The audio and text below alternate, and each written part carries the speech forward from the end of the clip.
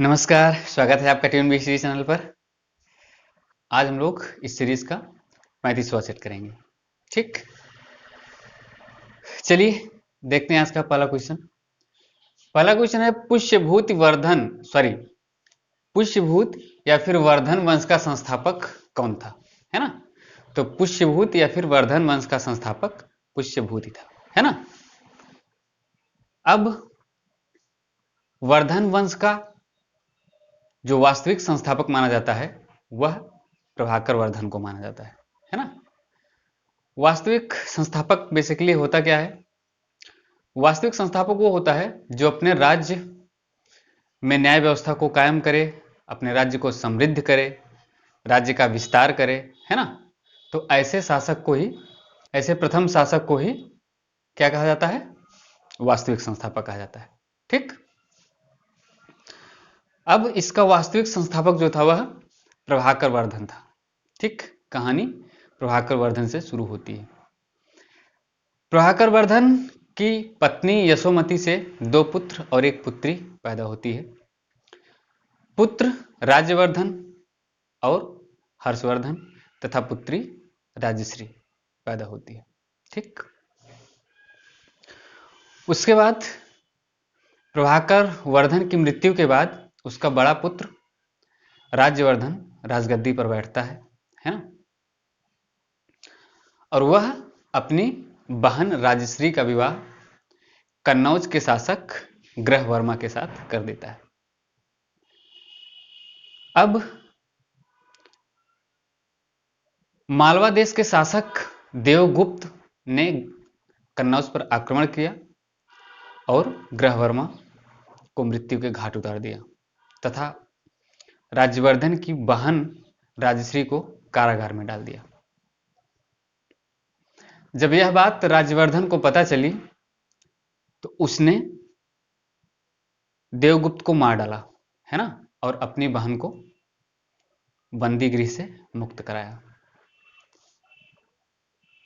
उसके बाद देवगुप्त का एक मित्र था जो गौड़ का शासक था, है ना, गौड़ राज्य का शासक था, उसका नाम शशांक था। तो शशांक ने धोखे से राज्यवर्धन को मार डाला और कन्नौज पर अधिकार कर लिया। अब ऐसी स्थिति में हर्षवर्धन मात्र 16 साल का था और वह 606 ईस्वी में थानेश्वर की गद्दी पर बैठा।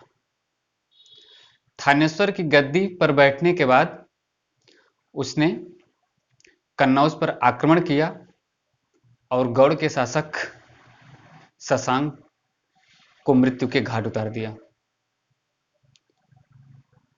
तथा कन्नौज पर उसने अपना अधिकार कर लिया। इतिहास में ऐसा भी पता चलता है कि चूंकि कन्नौज राजश्री का ससुराल था, अतः बाद में हर्षवर्धन ने कन्नौज पर अपनी बहन राजश्री को बिठाया तथा स्वयं थानेश्वर पर शासन किया और दोनों इतिहास में साथ साथ शासन करते रहे। ठीक, ये कहानी थी वर्धन वंश की। ओके, अब शशांक शैव धर्म का अनुयायी था और कभी कभी ये क्वेश्चन बनता है कि बोधि वृक्ष को किसने कटवाया। तो बोधि वृक्ष को कटवाने का कार्य शशांक ने किया था, है ना, गौड़ शासक शशांक ने। वही नेक्स्ट क्वेश्चन यही है कि हर्षवर्धन थानेश्वर की गद्दी पर कब बैठा। तो मैंने आपको बताया कि 606 ईस्वी में हर्षवर्धन थानेश्वर की गद्दी पर बैठा। हर्षवर्धन ने राजधानी कहां पर स्थानांतरित की? तो इसने यह गद्दी पर थानेश्वर की गद्दी पर बैठा था और जब यह कन्नौज को विजित करता है तो अपनी राजधानी को स्थानांतरित करके कन्नौज ले जाता है। ओके, फिर आगे है हर्षवर्धन का दूसरा नाम क्या था। तो इसका एक नाम शिलादित्य भी था। ठीक, शिलादित्य भी था। ओके, आगे है भूमि देने की जो सामंती प्रथा का प्रारंभ हुआ वह किसके काल में हुआ। तो यह प्रथा हर्षवर्धन के शासनकाल में प्रारंभ हुई, है ना, हर्षवर्धन के शासनकाल में प्रारंभ हुई। अब चीनी यात्री ह्वेन सांग भारत कब आया? तो चीनी यात्री ह्वेनसांग भारत हर्षवर्धन के काल में आया, है ना। हर्षवर्धन के काल में चीनी यात्री ह्वेनसांग भारत आया। ह्वेनसांग द्वारा लिखित पुस्तक का नाम क्या है? तो इसकी पुस्तक सियूकी है ना। क्या है? सियूकी। ओके। यात्रियों में राजकुमार, नीति का पंडित, है ना। यात्रियों में राजकुमार, नीति का पंडित तथा वर्तमान शाक्यमुनि किसे कहा जाता है ना। वर्तमान शाक्यमुनि किसे कहा जाता है? तो यह ह्वेनसांग को ही कहा जाता है ना। ह्वेनसांग को ही कहा जाता है। अगला क्वेश्चन है, हर्षचरित एवं कादंबरी के रचयिता कौन है? तो हर्षचरित एवं कादंबरी के रचयिता बाणभट्ट है ना। कौन? बाणभट्ट। और बाणभट्ट कौन था? तो यह हर्षवर्धन का दरबारी कवि था, है ना। बाणभट्ट हर्षवर्धन का दरबारी कवि था। ठीक। आगे है, हर्षवर्धन के काल में भू राजस्व दर कितनी थी? तो हर्षवर्धन के काल में भू राजस्व दर, ठीक, टोटल उपज का 1/6 भाग थी, है ना। टोटल उपज का 1/6 भाग राजा को ले लेता था और बाकी का शेष भाग जो था वह किसान लेता था। ठीक। नेक्स्ट है, प्रत्येक 5 वर्ष बाद प्रयाग में धार्मिक सम्मेलन का आयोजन कौन करवाता था? तो प्रत्येक 5 वर्ष बाद प्रयाग में धार्मिक सम्मेलन का आयोजन हर्षवर्धन ही करवाता था, है ना। कौन? हर्षवर्धन करवाता था। अब हर्षवर्धन को 634 ईस्वी में नर्मदा नदी के तट पर किसने पराजित किया? यह क्वेश्चन कई बार पूछा गया है ना। तो पुलकेशिन द्वितीय ने 634 ईस्वी में हर्षवर्धन को नर्मदा नदी के तट पर पराजित किया। नेक्स्ट क्वेश्चन है, प्रियदर्शिका, है ना, रत्नावली, नागानंद, ये 3 संस्कृत नाटक जो थे, इन ग्रंथों की रचना किसने की? तो यह कहा जाता है कि इन ग्रंथों की रचना स्वयं राजा हर्षवर्धन ने की थी, है ना। ये तीनों बुक बहुत इंपॉर्टेंट है, प्रियदर्शिका, रत्नावली और नागानंद। ठीक।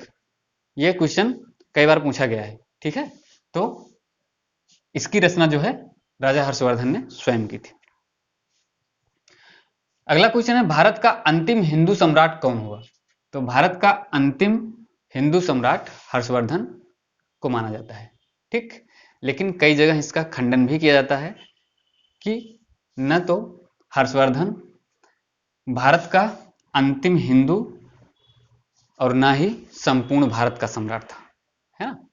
कहने का मतलब यह है कि हर्षवर्धन ने अपने अंतिम समय में, है ना, बौद्ध धर्म को स्वीकार कर लिया था। ओके। और यह पूरे भारत का हिंदू सम्राट भी नहीं था, है ना। कुछ स्पेसिफिक क्षेत्र ही थे, यानी उत्तर भारत में ही यह विशेषकर शासन करता था। ठीक। आगे है, लैंड ऑफ गोल्डन प्लीस तथा प्यासी भूमि का महाद्वीप किसे कहा जाता है? तो यह ऑस्ट्रेलिया महाद्वीप है ना। कई बार पूछा गया क्वेश्चन कि प्यासी भूमि का महाद्वीप, है ना। या फिर कभी कभी पूछा जाता है कि प्यासी भूमि का देश कौन है? तो वह ऑस्ट्रेलिया है और महाद्वीप भी ऑस्ट्रेलिया ही है। ओके। नेक्स्ट क्वेश्चन है, श्वेत तथा गतिशील महाद्वीप किसे कहा जाता है? तो अंटार्कटिका महाद्वीप जो है यह श्वेत तथा गतिशील महाद्वीप है ना। श्वेत इसलिए कहा जाता है क्योंकि यह बर्फ से ढका रहता है ना। और गतिशील इसलिए कहा जाता है क्योंकि इस पे जो बर्फ जमी हुई होती है वह बीच बीच में पिघलती हैं और बीच बीच में और इकट्ठे होके एक साथ जम जाती हैं। तो जब पिघलती हैं बर्फ तो यह द्वीप थोड़ा छोटा होता है और जब जमती हैं तो एक्सपैंड करता है, यानी बड़ा हो जाता है। इसीलिए इसे गतिशील द्वीप भी कहा जाता है। नेक्स्ट है, दलहन के जड़ में पाया जाने वाला जीवाणु कौन सा है? तो दलहन के जड़ में पाया जाने वाला जो जीवाणु है वह राइजोबियम है। यह क्वेश्चन कई बार एग्जाम में पूछा गया है। ठीक। कौन सा जीवाणु है? राइजोबियम। ओके। नेक्स्ट क्वेश्चन, पौधे नाइट्रोजन ग्रहण करते हैं तो पौधे जो है नाइट्रोजन नाइट्रेट के रूप में ग्रहण करते हैं, है ना। यह क्वेश्चन भी इंपॉर्टेंट है कि पौधे नाइट्रोजन नाइट्रेट के रूप में ग्रहण करते हैं।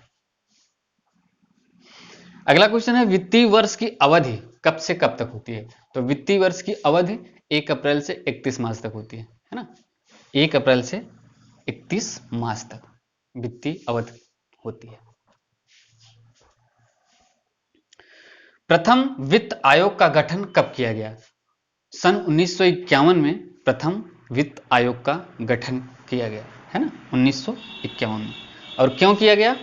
तो इसका जो मुख्य कार्य होता है वह केंद्र तथा राज्य के बीच राजस्व का बंटवारा करना है ना। केंद्र तथा राज्य के बीच राजस्व का बंटवारा करने के लिए वित्त आयोग का गठन किया गया है ना। कब? 1951 में प्रथम बार किया गया। और अभी कौन सा वित्त आयोग चल रहा है? तो 15वां वित्त आयोग चल रहा है। इसके अध्यक्ष कौन है? एन.के. सिंह। ओके, ठीक। तो ये रहा आज आपका 35वां सेट। ओके, मिलते हैं नेक्स्ट वीडियो में एक नए सेट के साथ। तब तक के लिए धन्यवाद।